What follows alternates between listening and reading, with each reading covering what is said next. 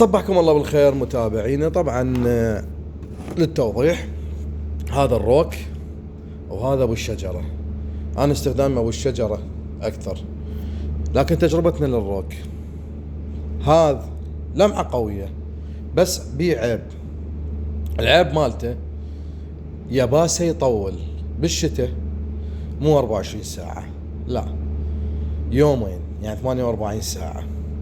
هذا يباسه شتاء 3 ساعات 4 ساعات، صيف 3 ساعات إلى ساعتين. فإذا النتيجة أبو الشجرة أفضل، لكن هذا لمعته شوية أقوى من هذا، يعني اللمعة مال هذا أقوى من هذا.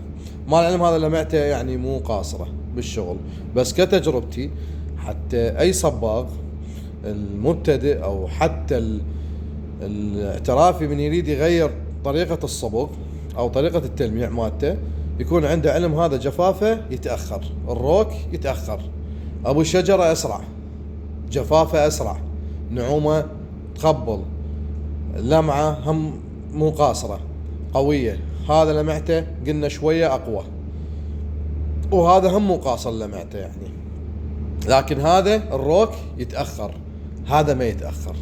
خلينا نشوف هذا أبو 48 ساعة وهذا أبو 3 ساعات ايش قد، او الصبغ مالته شلونه التلميع. هذا تجربتنا للروك. هذا الروك مع العلم هاي اني اتقصدت، يعني ما قفل المسام ذاك القوي، بس يعني تقريبا 3 سحبات ويا التسيح السلر وراه تشبيع، يعني جزء بقيت مسام كلش بسيط حتى اشوف لمعته. فلمعته يعني كانت قوية النتيجة مالته، وما زالت يعني خلال هاليومين ما زالت اللمعة مالته. هذا تجربتنا للروك، لكن عيبه شنو؟ طول يباسه تقريبا 48 ساعة، وطبعا هم تقريبا الصلابة مالته هم شوية بي يعني 48 ساعة وبعده يعني بي شوية دبق. فهذا الشغلات المستعجلة اللي عند الصباغ شغلة مستعجلة ما انصح يستخدم الروك، لان الروك يحب وقت اطول. صح لمعة بي، لكن يحب وقت اطول. لكن هذا الزجاجية ابو الشجرة اعتقد يمكن اللمعة ابو الشجرة والله بصراحة يمكن اقوى من هذا. ابو الشجرة يباسه عالي الجودة، فشي كلش قوي، وتقريبا 3 ساعات له بالشتاء، 3 ساعات 4 ساعات بالزايد متصلب، يعني خلال 24 ساعة لا حجارة صاير. هذا أو قوة أبو الشجرة، هذا مقفل مسام، وتقريبا الرشة كانت إلى قاطين. هذا هم قاطين الرشة مالته، مو 4 قوط. مع العلم إذا 4 قوط يمكن فشي مخيف، هذا إلى قاطين الرشة مالته، لمعته كلش هم قوية. فإذا بالنتيجة أبو الشجرة أفضل من أبو الروك.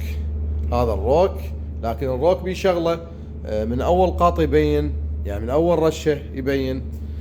أبو الشجرة تقريبا رشتين يبين عندك، لكن جفاف أبو الشجرة أسرع من الروك. وهاي اللمعة أترك لكم بالتعليقات تقولون من أقوى، أبو الشجرة لو لمعة الروك. فشفنا احنا ابو الشجرة شغله والروك شفنا شغله، لكن الروك هذا مشكلته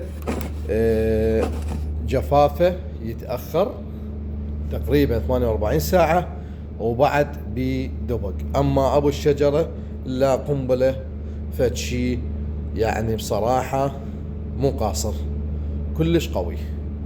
أنا أحكي على الجفاف، مو فقط بس النعومة واللمعة. إحنا عندنا أهم شيء بالموضوع هذا كليته الجفاف الأسرع. يعني عندك أنت شغلة مستعجلة أو باكر تسليمها، أنت إذا تشتغل الروك ما راح تسلمها خلال إلا يومين، الثالث يمكن تطهي إياه إلا يجف عندك. لكن أبو الشجرة تشتغله بالليل، ثاني يوم تروح تسلم له الحاجة. فاني يعني بصراحة أبو الشجرة أفضل من الروك. اترك التعليقات لكم تشوفون، وحسب اللي مجربين ايهما افضل وايهما فاد اكثر. واي واحد منهم قوية اللمعة مالته. طبعا ان شاء الله فدتكم بي، ولا تتنسوني بالرحمة لا والدي واترحم الوالديكم. واذا عجبكم المقطع تقدر تشترك وتواصل ويانا وتنضم لنا. تحياتكم.